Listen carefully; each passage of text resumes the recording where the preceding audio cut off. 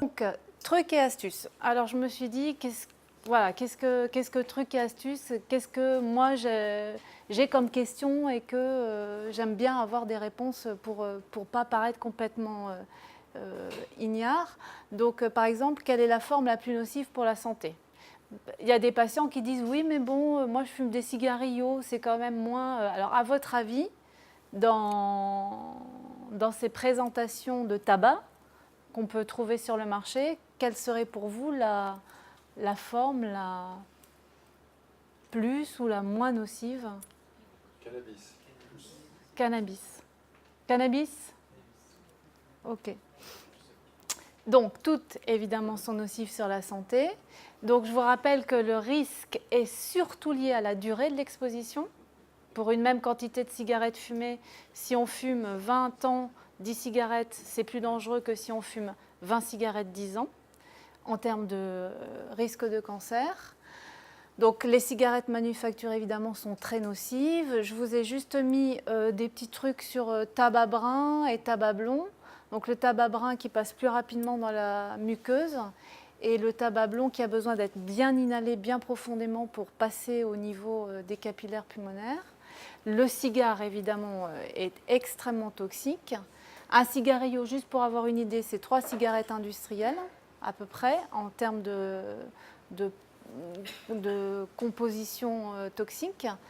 La pipe, c'est pas très cancérigène au niveau poumon, mais par contre, ça fait, les gens ont un jus là, un peu dégueu sur la lèvre. Et donc, les goudrons de la fumée de cannabis contiennent beaucoup plus de carcinogènes que ceux du tabac. Voilà. Donc, évidemment, il y a aussi la toxicité neurogène. Donc, ah oui, vous aviez, j'avais pas. Ça, c'était James Stewart. C'est qui?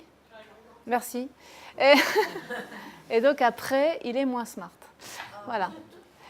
Alors, bah quoi? Alors, que contient une cigarette? De la nicotine, des produits toxiques, des goudrons, des additifs, de la bonne humeur. A, B, C, D, E? B. Ouais. D'accord. Ok. Alors, bon, j'ai mis C. Enfin, les goudrons apparaissent au moment de la combustion. D'accord? Donc, la nicotine, c'est un produit qui est normalement mortel pour un être humain à partir de 60 mg. Une cigarette, en moyenne, en contient 12. Le filtre, il ne retient que les grosses particules. C'est vraiment purement un outil marketing. Il ne faut vraiment pas se cacher derrière l'idée que je fume des cigarettes avec filtre, donc c'est moins dangereux. Ça l'est même peut-être un petit peu plus, parce que les patients qui sont dépendants ont besoin d'avoir une forte dose de nicotine. Ils triturent un peu le filtre, et puis plus ils le pincent, plus ils inhalent de la nicotine. Ils ont l'impression qu'à la fin, quand le filtre est bien foncé, c'est que ça a retenu beaucoup de produits, alors qu'en fait, c'est parce qu'ils ont inhalé beaucoup plus. Donc la fumée de tabac produit une activité radioactive et les indications, alors oui, les indications de composition en nicotine sur les paquets de tabac, c'est elliptique la phrase, c'est en fait pas vraiment ce que sont les compositions, parce que ce sont des indications qui sont fournies par les producteurs de tabac et qu'ils les évaluent à partir d'un fumeur mécanique et qui est un outil qui a été mis au point par l'industrie du tabac, donc évidemment qui minimise la composition. Alors, pourquoi fume-t-on? Pour faire comme les autres, pour se calmer, par plaisir, pourquoi pas? Il faut bien mourir quelque chose. Ça, c'est ce que j'entends quand je pose la question aux gens. C'est pas. Ouais, donc ça, c'est les bleus. C'est les jaunes? Ah. Ouais. Le plaisir, le c'est. Ouais. Pourquoi pas? Et il faut bien mourir de quelque chose. Donc, oui, alors effectivement, pour faire comme les autres, en Nouvelle-Calédonie en tous les cas, mais c'est à peu près valable dans tous les pays, 95% des personnes habitant dans un pays expérimentent le tabac. Voilà, donc il faut savoir que dans 75% des cas, effectivement, c'est dans un groupe de pairs par envie de conformité, très souvent, mais il y a aussi des initiations en famille. Qu'est-ce qui te fait marrer? Quand les GFA, je dis s'ils sont 11, ils ne vont pas fumer, c'est seulement s'ils sont 10 ou 12. Alors, B, c'était quoi déjà? B, je ne me souviens plus. Pour se calmer, oui. Donc, fumer, on le sait, provoque pour les patients qui sont dépendants une sensation de détente. Dès lors que la nicotinémie devient inférieure au seuil de besoin dont ils ont... Ouais, c'est con ce que je veux dire, de seuil de besoin. Et en fait, en réalité, on sait que beaucoup de fumeurs sont atteints de troubles anxieux. Et il y a une étude dans le JAMA, mais je n'ai pas réussi à retrouver le truc, j'essaierai de vous retrouver, qui a mis en évidence, en faisant 2 bras, donc un bras qui a étudié les patients atteints de troubles anxieux généralisés fumeurs, et il les a donc proposé un traitement antidépresseur classique, type Prozac, fluoxétine, etc. Et l'autre bras, arrêter de fumer, avec bien sûr un accompagnement psychothérapique, etc. Et en fait, il a été mis en évidence que arrêter de fumer stabilisait beaucoup mieux l'humeur, de 14%, que les traitements médicamenteux. Donc c'est aussi un argument que je donne aux patients en consultation, ceux qui ont peur d'être angoissés, ceux qui ont peur d'être stressés par l'arrêt du tabac, je leur dis mais en fait c'est un stabilisateur de l'humeur, l'arrêt du tabac. Donc c'était par plaisir, évidemment il y a du plaisir, l'arrivée de la nicotine dans le cerveau, bon, il y a un coin du cerveau qui s'appelle l'aire tegmentaire ventrale, qui héberge des neurones dopaminergiques et qui, quand ils sont stimulés, provoquent une sensation de bien-être. Donc, pour certains neurobiologistes, mais pas tous, c'est cet effet dopaminergique qui s'emballe dans l'addiction et qui fait qu'il y a l'échappement du contrôle du tabac, du tabagisme et du recours aux cigarettes. Dès je vous avais mis, pourquoi pas, il ne faut pas oublier que dans la population fumeuse, environ 4 à 5% des fumeurs ne sont pas dépendants. Donc 95% sont dépendants, mais il y en a un pourcentage qui n'est pas dépendant. Et l'autre, la dernière, c'était il faut bien mourir de quelque chose. Donc moi, je réponds toujours oui, c'est vrai, mais je ne vois pas l'intérêt de payer pour mourir parce que mourir, c'est gratuit et obligatoire. En Nouvelle-Calédonie, en moyenne, c'est... bon, maintenant, ils sont plus chers, les paquets. C'est 1 365 francs. Donc, un paquet par jour, on est au-dessus de 365 000 francs. Donc, c'est énorme comme budget. Ou alors, oui, mais pourquoi vous voulez vraiment mourir plus tôt? Puisqu'une cigarette de vie, c'est environ 11 minutes de vie en moins. Enfin, bon, voilà. Après, c'est des petits trucs... voilà. De la négociation, la discussion, voilà. Donc, sur 1000 jeunes qui fument, 1 mourra d'homicide, 6 mourront d'un accident de la route, mais ça, c'est des chiffres français. Je pense qu'en Nouvelle-Calédonie, ça doit être un petit peu plus élevé pour les accidents de la route. 250 mourront prématurément d'une pathologie liée au tabac. Donc, prématurément, la définition, c'est entre 35 et 65 ans. Et 250 mourront après 65 ans d'une pathologie liée au tabac. Donc, et les cigarettes aussi. Après 65 ans, c'est normal. Non, c'est moins, c'est moins normal. C'est toujours pareil. On peut dire que c'est normal, mais ça n'a pas d'intérêt de payer pour ça. Donc, je vous ai mis des petits trucs aussi. Donc ça, c'est pour les gens qui ont des artériopathies, qui se posent des questions sur quel est l'intérêt pour la santé, etc. Pour la tension artérielle qui s'élève, les patients qui sont hypertendus, on a intérêt à les faire arrêter de fumer. Les patients qui sont artériopathes, je ne sais pas si vous saviez que la fumée est un risque augmente le risque de devenir diabétique et augmente la difficulté à équilibrer les diabètes. Ça, je ne sais pas si vous le saviez. Et aussi, bon, un autre truc, ça augmente le risque des récidives d'ulcères gastriques par diminution de l'efficacité. Bon, voilà, c'est... Il y a plein d'autres choses, évidemment. Je ne peux pas tout mettre, mais voilà. Donc, je reformule les cas pré-intention, intention, etc.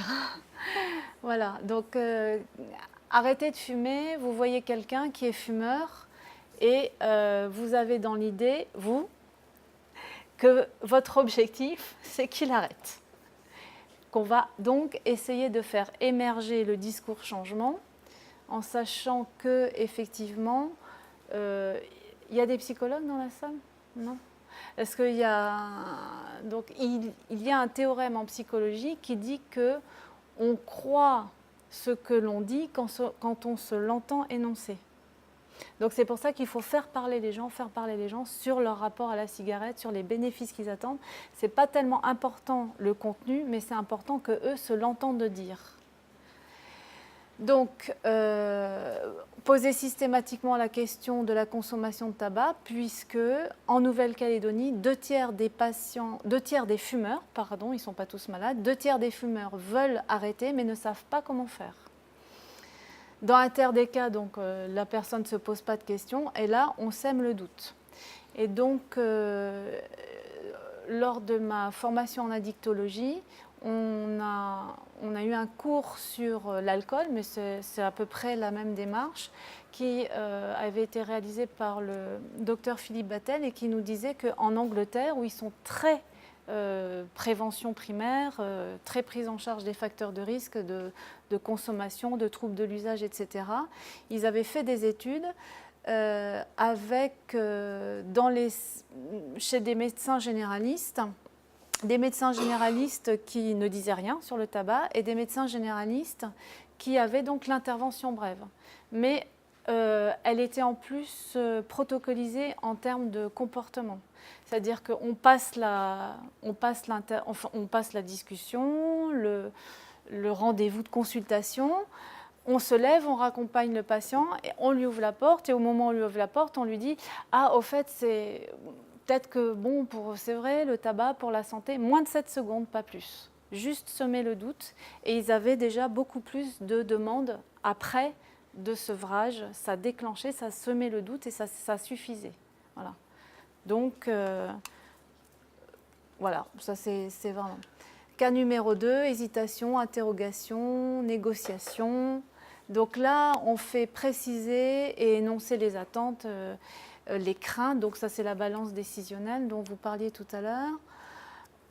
Pareil, on répond en reformulant, en paraphrasant, en répétant « Ah bon, et ça vous fait peur ?» ou « Si je comprends bien, vous voudriez arrêter de fumer, mais vous n'avez pas forcément comment faire, la démarche pour savoir faire » et on fait émerger le discours changement.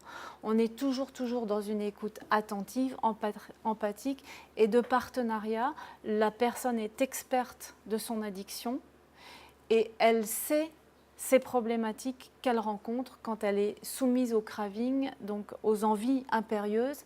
Elle connaît tout, elle a déjà souvent consulté, souvent essayé, souvent raté, et donc elle a plus de choses à nous apprendre sur ce qu'elle veut, sur ce qu'elle sait et sur ce qu'elle fait que nous. Donc ça, évidemment, de ça découle qu'il faut accepter de mettre en berne le réflexe correcteur que tout soignant a, puisque par définition, on est soignant, donc on veut corriger les problèmes. Donc là, il faut être capable d'attendre que ça ne se corrige pas tout de suite, que les gens ne soient pas demandeurs qu'on corrige leurs problèmes tout de suite. On recourt à tout un tas de supports, les questionnaires, les sites internet, et surtout, on propose d'en reparler rapidement. C'est-à-dire que quand le patient a fini sa consultation, on lui dit « Est-ce que vous voulez je vous propose qu'on se revoie dans 1 semaine, 2 semaines pour reparler de ça, vous faites le point, vous revenez ». On essaie de vraiment créer déjà l'alliance et vraiment de faire en sorte que ça travaille, que ça réfléchisse et que les choses se mettent en place dans sa tête pour que la prochaine consultation soit celle où on initie le sevrage. Alors, le numéro 3, bon, bah, ça, c'est le bonheur. Hein. je viens vous voir parce que je veux arrêter de fumer. Bon, ben là, c'est royal. Donc, félicitations, encouragement, voilà. Et puis, donc, toujours, on crée l'alliance thérapeutique. On fait énoncer au patient pour qu'il se l'entende dire les raisons pour lesquelles il veut arrêter de fumer, les raisons pour lesquelles il ne veut plus fumer, les craintes. On lui fait clarifier les objectifs, ce que vous disiez. Quand est-ce que vous voulez arrêter? Comment vous voulez y prendre? Vous voulez plutôt diminuer un petit peu de temps en temps ou plutôt arrêter du jour au lendemain? Qu'est-ce que vous aviez prévu dans votre tête, etc. De quoi vous avez peur si vous mettez en place le sevrage? Et on reprend l'histoire de l'usage et on essaie de mettre en évidence tout ce qui a fait que le patient est devenu dépendant à la cigarette. On recherche évidemment les co-usages. En Nouvelle-Calédonie, bon, c'est alcool, cannabis, cava, hein, principalement. Et puis on parle à cette occasion-là. Et à propos, l'alcool, vous comptez comment vous voulez faire avec le tabac, comment vous aviez imaginé les choses. Tout ce que le patient a essayé de faire avant d'arrêter, en valorisant toujours, même s'il a arrêté une semaine, même s'il a arrêté un jour, c'est toujours super. C'est super, c'est ce qu'il fallait faire, voilà, c'est très bien. Et les situations au moment à risque, donc ça c'est les sollicitations extérieures, tout ce qui va déclencher ce que les addictologues appellent le craving, c'est-à-dire l'envie impérieuse. Ça peut être n'importe quoi. Ça, c'est vraiment les patients qui ont leur propre vie et qui vont nous dire, par exemple, quand je vais acheter mon pain, je passe devant le buraliste, de voir le petit triangle rouge, ça me donne envie de fumer. C'est lui qui doit identifier ces moments-là et c'est lui qui doit essayer de trouver comment il va faire pour que ça ne devienne plus un réflexe. Craving, cigarette. Alors, la durée nécessaire pour l'objectif et les risques de rechute. Ça, c'est vraiment important parce que les gens, ils n'ont qu'une envie quand ils veulent arrêter de fumer, c'est que ce soit fait tout de suite. Il faut vraiment que ce soit efficace. Il faut que dans 2 semaines, on n'en parle plus. Quand les gens ne sont pas dépendants, ça marche comme ça, mais c'est 4 à 5% de la population fumeuse. Pour les 95 autres, ça va être long. Et il faut bien leur dire que ça va être long. En addictologie, on dit un traitement court, c'est 1 à 5 ans. Un traitement moyen, c'est 5 à 10 ans. Un traitement long, c'est plus de 10 ans. Alors, pas obligé de leur dire 1 à 5 ans d'emblée. Mais on commence par dire, oui, c'est un peu comme le diabète. Moi, je dis souvent, comme j'ai des lunettes, je dis, oui, moi aussi, j'aimerais bien enlever mes lunettes. Mais bon, mes yeux, ils sont comme ça. Je suis obligée de garder des lunettes et ça dure longtemps, quoi. Voilà. Donc... Après, on résume tout ça, on se met bien d'accord sur les objectifs. Je veux arrêter, je veux diminuer, je veux que ce soit à telle date ou je ne veux pas que ce soit à telle date. Et on propose à ce moment-là, en fonction de l'évaluation de la dépendance physique, qui est assez simple à faire, on peut s'aider du Fagerström, mais on peut aussi s'aider de l'interrogatoire simple, on peut proposer des soutiens de type pharmacologique ou non pharmacologique. Évidemment, quand on propose un soutien pharmacologique, c'est vrai qu'aider quelqu'un à arrêter de fumer alors qu'on dispose des traitements substitutifs nicotiniques, c'est quand même beaucoup plus simple que d'aider quelqu'un à arrêter d'avoir des troubles du comportement alimentaire. Et toujours, avant que la personne ne parte, on lui donne un rendez-vous. On crée l'alliance thérapeutique. On se revoit quand ? On met en place la planification, donc voilà ce dont vous parliez, on met en place la planification, tatati, on se revoit quand pour parler de ce que vous avez fait. Alors moi je dis souvent aux patients, vous êtes un être humain comme les autres, vous avez une tête, 2 bras, 2 jambes, il y a plein d'êtres humains qui vivent sans fumer, il n'y a pas de raison que vous n'y arriviez pas. Je dis des petites choses comme ça, voilà. On essaye, vous essayez, vous verrez bien, on se revoit la semaine prochaine, vous me direz ce qui était bien, ce qui n'était pas bien, et puis on essaiera de faire en sorte qu'il y ait plus de bien et moins de pas bien. Voilà, après c'est vous trouverez les mots qu'il faut, mais... Voilà, donc les traitements pharmacologiques disponibles, donc prioritairement pour le sevrage du tabac, pour l'arrêt du tabac. En pratique, donc je vous ai mis, il faut bien différencier sevrage et craving parce que ce qui fait souvent peur aux patients, c'est les symptômes de sevrage, mais ce qui va le faire rechuter, c'est le craving. Donc craving, vous savez ce que c'est ? Ouais, c'est l'envie impérieuse, c'est la pétence morbide, c'est le fait qu'il y a quelque chose qui envahit la personne, qui dépasse sa volonté et qui fait qu'il recommence son comportement à risque. C'est la définition du trouble de l'usage. Donc, le traitement substitutif nicotinique, il va avoir deux actions. Il va avoir une action pour limiter les symptômes de sevrage, mais surtout, et c'est là où c'est intéressant, il va diminuer le nombre et diminuer l'intensité des cravings. Donc, c'est ça qu'il faudra réévaluer quand on reverra le patient. Donc, très simple, très simple, environ pour une cigarette industrielle, 1 mg de nicotine médicamenteuse. Si vous avez affaire à du tabac à rouler, ce qui est très fréquent en Nouvelle-Calédonie, vous multipliez par 2 la posologie de nicotine, médicamenteuse bien sûr. Si c'est des cigarillos, par 3. Voilà, donc très simple. Là, jusqu'à présent, il y avait sur le territoire seulement les nicopatchs et depuis peu, depuis que je suis revenue en juillet, j'ai vu qu'il y avait aussi le Nikitin. Donc le nicopatch, vous le connaissez, il est rond. Il est jaune, il est comme ça en fait. Hein. Il est rond, il est jaune et la colle est juste autour. Le Nikitin, on le voit ici, il est rectangulaire, il est transparent et il colle sur toute sa superficie. Donc, et il est moins cher. Hein. En Nouvelle-Calédonie, le Nikitin est moins cher que le Nicopatch, mais il n'est pas en vente dans toutes les pharmacies parce qu'il y a comme les pharmacies se lisent avec différents grossistes. C'est un grossiste qui a racheté le Nikitin et il ne le délivre pas à toutes les pharmacies. Ah, pardon ? Au niveau cutané, tu sais si c'est mieux toléré ou pas? C'est à peu près pareil. C'est à peu près pareil. Tous les dosages. Oui, il y a les 3 dosages également. Ouais. 7, 14 et 21. Ce qu'on n'a pas, c'est le nicotinel, mais là, je ne vous l'ai pas mis.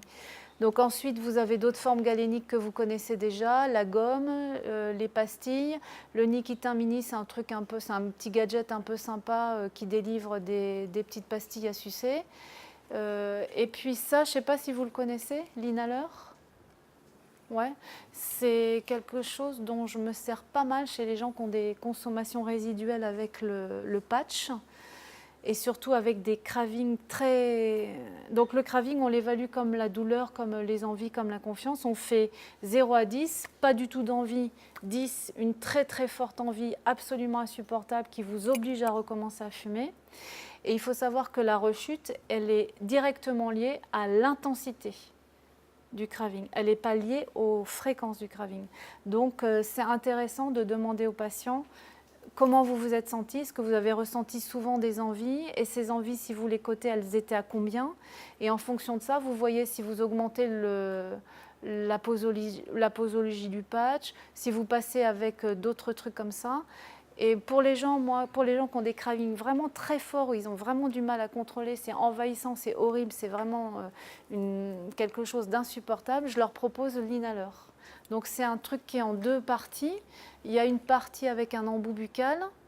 Ici, c'est le réservoir. Ça, c'est des capsules de nicotine liquide. Donc ça se dévisse ici. Après, vous avez un blister, on met la capsule dedans, on le clipse et puis ça libère la nicotine et le patient s'en sert comme ça. Donc ça, pareil, ça existe en pharmacie. Donc bon, je vous ai mis ça, mais bon, il y a plein de... Voilà. Après, les patients, ils essaient ce qu'ils veulent. Les Nikitins, bah oui, tu vois, Bertrand, j'avais mis 7, 14, 21. Le nicotinel, je ne l'ai pas mis parce qu'il n'est pas disponible sur le territoire. Voilà. Donc,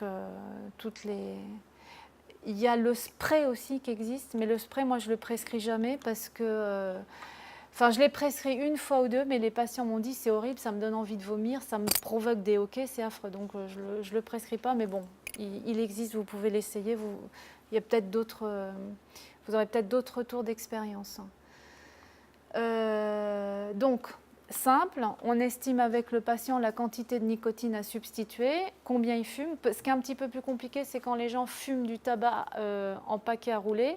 Donc moi, ce que je leur demande, c'est combien de grammes fait leur paquet, combien de paquets ils achètent par jour ou par semaine, et puis après, on divise par le nombre de jours et puis on a le nombre de cigarettes à peu près, et donc on multiplie par 2 pour avoir la posologie en nicotine médicamenteuse. Donc la période de sevrage, elle est courte, elle varie entre 1 semaine et 4 semaines, et elle ne va pas poser de problème avec les patchs, ça ne va pas être compliqué. Elle est différente donc du craving, ce n'est pas du tout les mêmes mécanismes neurologiques, le mécanisme de sevrage et le mécanisme de craving. Donc il faudra vraiment bien faire attention à revoir le patient à distance pour régler ça. Donc ça, c'est les nouveaux mots, sevrage, craving, et ça c'est ce qu'on disait avant, manque, différence de l'envie et de l'appétence morbide. Discuter avec le patient des freins à l'utilisation des traitements substitutifs nicotiniques. Il y a souvent des gens qui réchignent à mettre des patchs. Alors là, il faut discuter. Pourquoi? J'ai déjà essayé, ça ne marche pas. Probablement que la posologie n'était pas adaptée. On ne peut pas fumer avec les patchs. Alors, évidemment, l'idée, ce n'est pas de fumer avec les patchs, on est bien d'accord. Mais en termes de santé, c'est ce que je leur dis, en termes de santé, vous ne risquez rien. Ce n'est pas parce que vous allez fumer et que vous avez un patch que vous allez faire un infarctus, vous ne risquez rien. Et en général, mais je pense que je l'ai mis après, je vous en parlerai après, je ne veux pas être dépendant au patch. Donc à ce moment-là, on reformule, mais on cherche quoi? L'objectif, c'est quoi? C'est d'arrêter de fumer ou de ne pas arrêter de fumer? C'est d'arrêter de fumer. Ok, donc si l'objectif, c'est d'arrêter de fumer, on s'occupera des patchs après. Donc, c'est du poison, oui, alors ça c'est du poison, c'est vrai que c'est de la nicotine, hein, c'est pas bon pour la santé, mais c'est un traitement qui est efficace et qui permet de ne pas continuer à prendre tous les autres éléments toxiques contenus dans la cigarette et qui aussi pourra être arrêté dans 6 mois, 1 an, peut-être moins. Bon, voilà. Voilà, donc le suivi rapproché. Une fois que vous avez initié le traitement et le plan avec le patient, vous lui demandez de le revoir rapidement. Parce qu'il faut qu'il se sente entouré, il faut qu'il sente que c'est important, qu'on fait attention à sa démarche, parce que lui, il y a réfléchi, hein, ça fait un moment qu'il y réfléchi, et donc pour lui, c'est sérieux. Donc, et pour nous aussi d'ailleurs. Et lorsqu'on le revoit, on lui pose des questions très simples. Combien vous avez consommé depuis la précédente consultation? Si oui, quelles étaient les circonstances? Et ces circonstances-là, comment faire pour ne plus vous y retrouver exposé? S'il n'a pas refumé, félicitations, encouragement. On en profite pour dire mais comment ça s'est passé? Est-ce que déjà vous trouvez que c'est mieux? Qu'est-ce que vous trouvez qu'il y a de mieux? Expliquez-moi, etc. Toujours pareil, ce n'est pas très important d'entendre ce qu'il va dire, mais lui, il va se l'entendre dire. Et donc, il va y adhérer. Faire préciser des effets indésirables s'il y en a, mais c'est rare qu'il y en ait avec les substituts nicotiniques par patch. Vous faites donc bien préciser s'il y a eu des envies, des choses insupportables, et vous vérifiez que la dépendance ne s'est pas portée sur un autre produit. Donc on contrôle, est-ce que vous avez modifié d'autres comportements? Est-ce que vous vous êtes mis à grignoter? Est-ce que vous êtes mis à plus boire d'alcool? Est-ce que vous avez pris plus de cannabis? Est-ce que vous avez pris la carte bleue de votre mari pour dépenser des sous?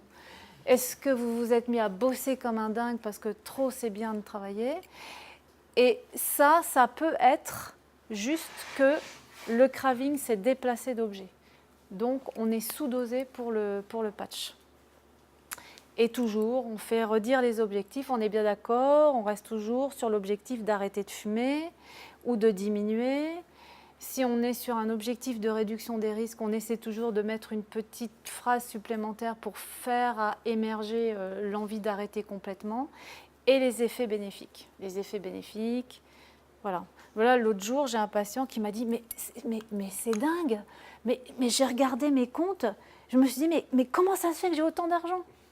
Alors, c'est quand même rare, en général, on se pose plutôt la question de l'inverse, mais juste le fait d'arrêter de fumer, il avait réussi tout de suite à en voir le bénéfice sur son porte-monnaie. Les indications des traitements, des prises en charge médicamenteuses, donc évidemment tous les fumeurs à partir du moment où ils sont demandeurs.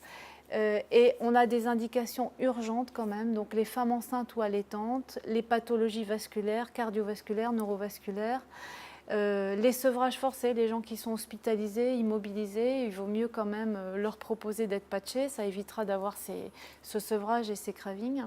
Et en général, on le propose si vous avez un patient pour lequel une chirurgie est prévue, c'est bien qu'il soit sevré avant la chirurgie. Donc, pour les ressources locales, donc je vous ai mis, les patchs sont délivrés gratuitement en province Nord, dans les dispensaires, sur ordonnance médicale avec un masque de saisie à se procurer auprès de Madame Loga Pascal pour les cartes A et B. Donc vous avez le mail. Donc on fait la prescription. Le patient part avec cette ordonnance type. Il va la déposer au dispensaire et une semaine après, il a les patchs qui sont délivrés gratuitement. Les autres traitements pharmacologiques, vous connaissez... Pardon ? Non, en province sud, non. C'est en train de se mettre en place. Et les îles? Non plus. Pour province sud, je suis en train de faire du lobbying pour ça se mettre en place. Mais je pense que ça va arriver en province sud. Mais en tous les cas, pour les patients de province nord qui ont la proportion de fumeurs... Tu voulais... Il y a quand même une enveloppe en province sud Non. Alors l'enveloppe, elle est pour tout le monde. C'est 8 000 francs par an par patient. Ouais. Alors il faut préciser sur l'ordonnance en rapport avec sevrage tabagique. C'est un peu compliqué parce que il y a un peu de démarche administrative et moi j'ai pas mal de patients qui ont laissé tomber parce qu'il y avait trop de trucs à faire. Ouais, et après, c'est un peu compliqué. Et en plus, c'est 8 000 francs par an et par patient, mais en plus, ce qui n'est pas précisé, c'est que c'est par ordonnance. Alors, si tu prescris pour une semaine de traitement et que tu mets dessus en rapport avec sevrage tabagique, l'ordonnance d'après, même si ça ne fait pas 8 000 francs en tout, elle est plus valable. C'est par année calendaire, les 8 000 francs. Varenicline, Champix, en seconde intention. Donc, il a pour objectif de diminuer les cravings. On n'a pas trop de... Voilà, donc on peut... Je vous ai mis les modalités de mise en route du traitement. Donc à J7, on arrête le tabac avec au préalable une augmentation de la posologie sur les 7 premiers jours. Le traitement est évalué au bout de 12 semaines. On le renouvelle si il y a eu... une modification de comportement. Et s'il n'y a pas eu de modification de comportement, il n'y a pas lieu de le renouveler. Il ne sera pas plus efficace 12 semaines de plus. On n'a pas d'étude qui a étudié l'association Champix traitement de substitution négatif, nicotinique. Et le bupropion, c'est le Ziban. Voilà. Lui, c'est un peu plus court, la prescription, c'est 7 à 9 semaines. Pareil, il n'y a pas d'utilité à le reconduire si vous observez un échec. Et par contre, lui, il est étudié, on peut l'associer au traitement de substitution nicotinique. Et tu l'utilises régulièrement, leur Champix? Jamais. Jamais. Une fois, j'ai prescrit à la demande d'un patient... Non, une fois, j'ai proposé de la varenicline à un patient. Quand il a lu les effets secondaires, il n'a pas voulu le prendre. Et le Ziban, je l'ai prescrit 3 fois, mais les patients ne sont pas revenus en consultation. Je ne sais pas ce que ça a donné. 250. Alors, je vous ai mis aussi, donc... oui. Sur le Champix, il y a une bonne action sur le claving? Oui. Parce que moi, je l'utilise quand même. Ouais.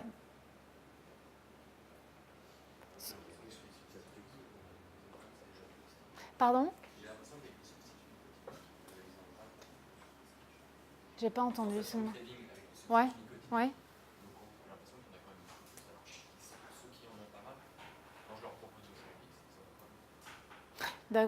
C'est des expériences différentes. Moi, c'est vrai qu'avec les... Mais moi, je revois les patients... Enfin, je sais pas, je les revois très souvent et j'adapte vraiment la posologie en fonction des cravings. J'ai pas trop de craving avec les patchs. Mais bon. Tu associes systématiquement au patch des substituts Non, pas systématiquement. Non. pour moi, du coup, ça reproduisait un peu les Oui, ça, ouais. Voilà. Non, ça c'est vraiment pour ceux qui ont déjà des doses de patch qui sont un peu importantes et qui risqueraient d'avoir des effets secondaires inconfortables qui les feraient arrêter les patchs. Et je leur propose ça. Puis aussi pour les patients qui ne peuvent pas attendre, quoi. Ils ne peuvent pas attendre que la pastille fasse effet. C'est une envie qui est tellement insupportable qu'il faut que ça marche tout de suite. Donc je leur propose l'inhaler. Mais après, chaque personne va faire son expérience et va revenir en disant ça c'était bien, ça c'était pas bien, ça j'en veux plus, ça si, ça. Voilà. Oui, mais c'est vrai qu'il y a des addictos qui sont très varéniclines. Ouais. Donc bon, ça, voilà, je vous ai mis un exemple de traitement homéopathique qu'on peut proposer en complément des traitements substitutifs nicotiniques pour les gens qui ont des petits cravings, qui ont envie de quelque chose à faire, qui ont envie d'être rassurés. Il n'y a pas de... Il y a eu des études là-dessus? Non, l'homéopathie, il n'y a pas d'études. Ah, là-dessus. Ouais. Les traitements non pharmacologiques qui sont excessivement recommandés, en tous les cas en ce qui concerne les thérapies cognitivo-comportementales, tous les autres traitements, aromathérapie, hypnose, acupuncture, sophrologie, auriculothérapie, il y a des médecins, des patients mélanésiens qui utilisent des traitements traditionnels, en association ou non. Donc, ce qui est recommandé, c'est qu'à partir du moment où le patient investit ce traitement d'une efficacité, il faut l'encourager à le faire. Voilà, il faut de toute façon garder le lien, garder l'alliance thérapeutique et pas dire ouais c'est n'importe quoi, l'hypnose. Ouais, pas de souci, vous essayez l'hypnose. Au contraire, si vous pensez que c'est bien pour vous, vous le faites. Voilà. Aromathérapie, donc ça c'est des huiles essentielles. J'ai traîné dans les pharmacies là, avant de venir, j'ai vu un autre truc qui s'appelle fleur de bac, je ne connais pas du tout. Hein? Tu connais?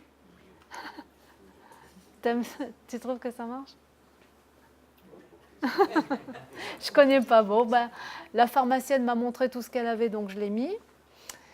L'e-cigarette, comme je savais que ça vous questionnerait, j'ai récupéré donc les recommandations du Haut Comité de Santé Publique qui date de juin 2016, donc c'est vraiment les dernières recommandations.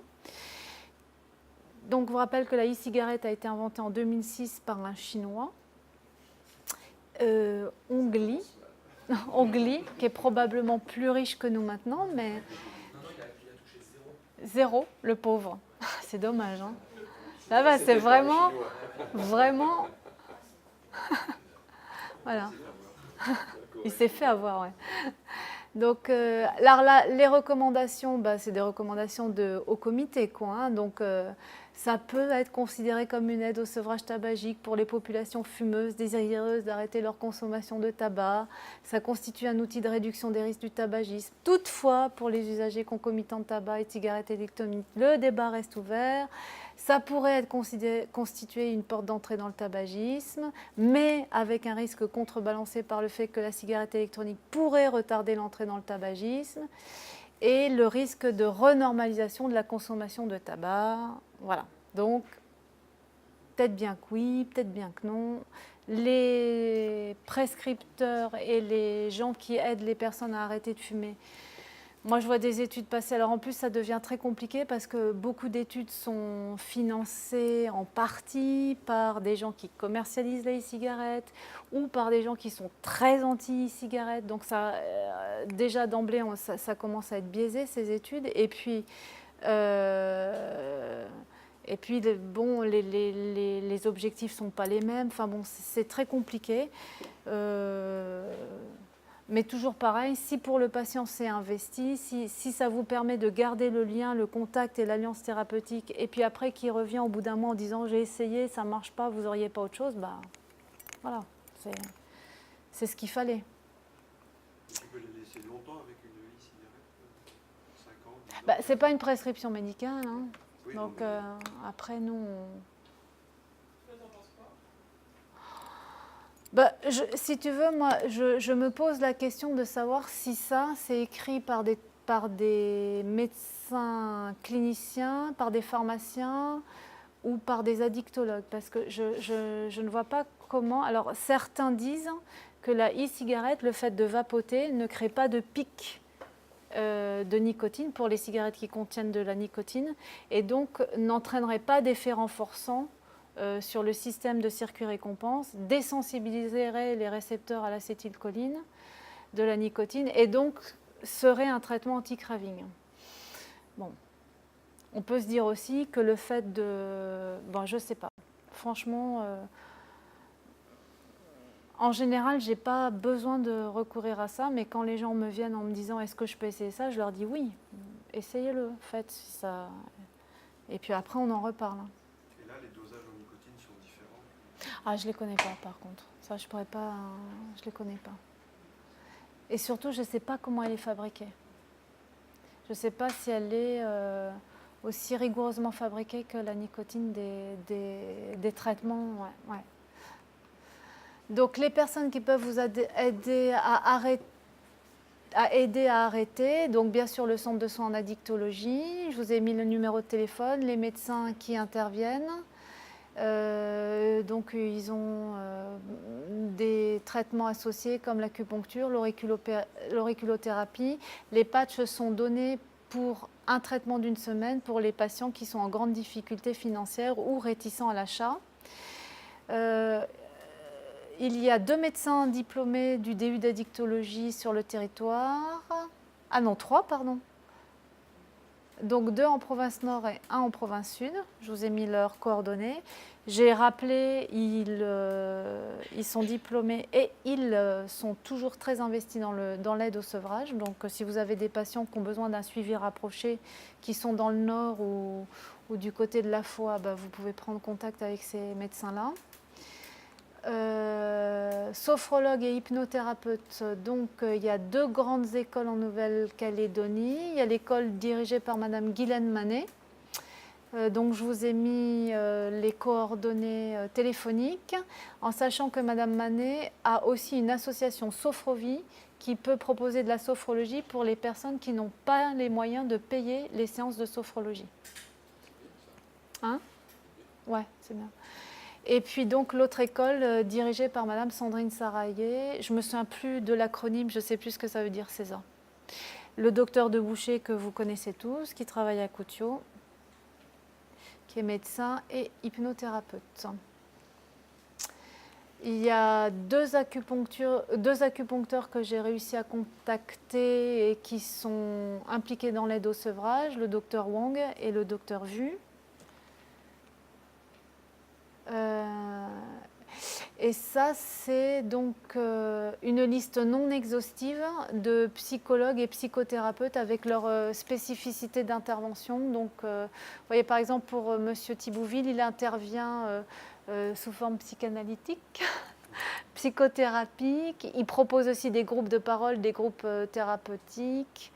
Et puis toutes les autres, vous voyez, il y a aussi Marlène Leloutre qui est aussi hypnothérapeute.